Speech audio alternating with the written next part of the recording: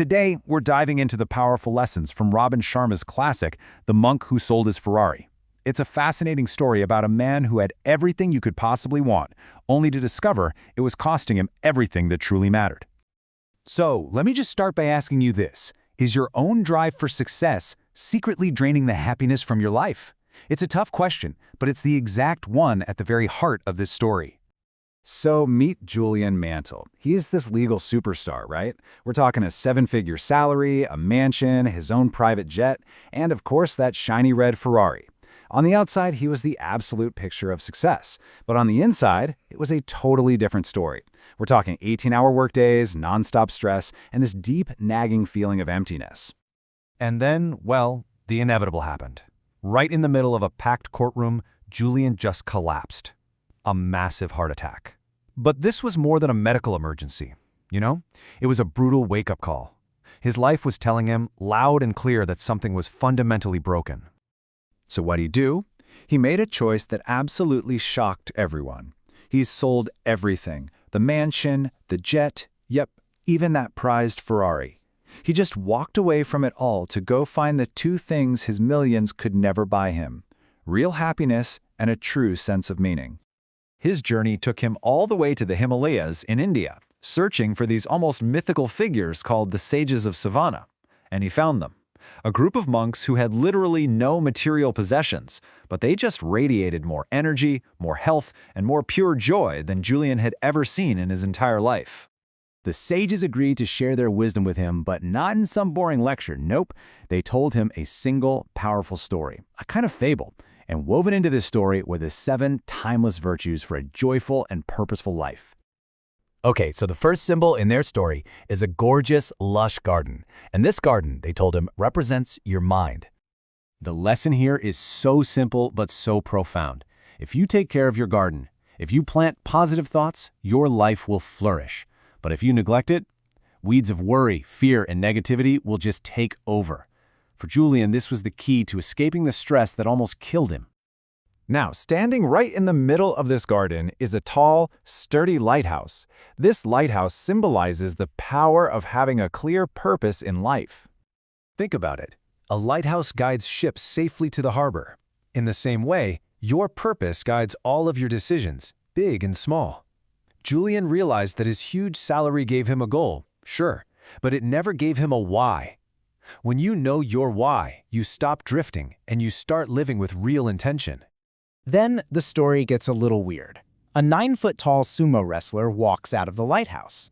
This bizarre image represents Kaizen, the idea of constant self-improvement, which is all built on discipline.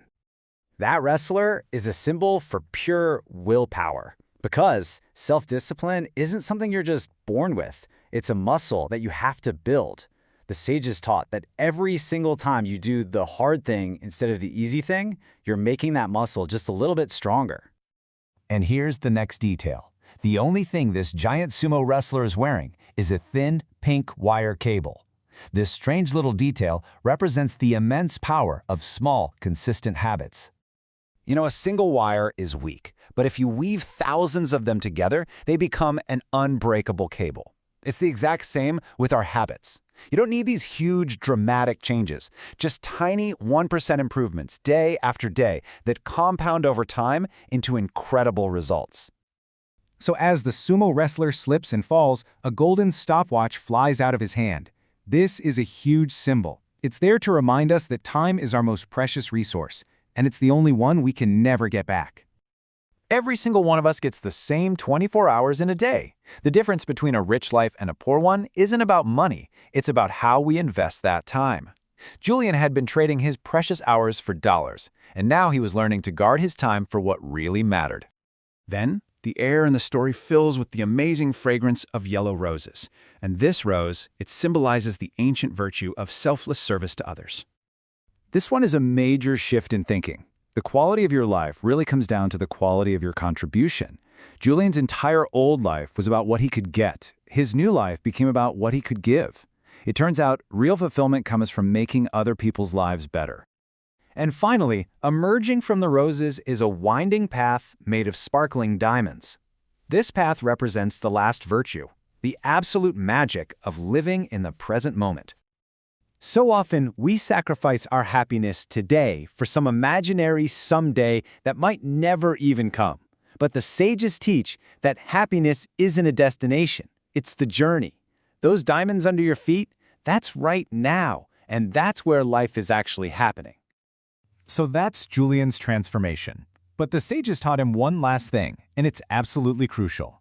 Knowing all this stuff is worthless if you don't act on it. So how can you actually start using this wisdom in your own life? Well, it all begins with one tiny step. Just look at this. You don't have to change your entire life at once. Just pick one. Seriously, just one. To master your mind, try sitting in silence for just 5 minutes. To find your purpose, just write down one life goal. Every one of these little actions is a powerful first step on a whole new path. And that really brings us to the most important question of all. After hearing this, what is the one small thing you're going to commit to doing tomorrow? Because turning what you've learned into what you do, that's where the real magic is. Because in the end, the core message of this whole book is really this simple. You can always buy another Ferrari. Material things come and go, but your time, your health, and your peace of mind, those things are absolutely priceless. And that's a lesson worth building a life on.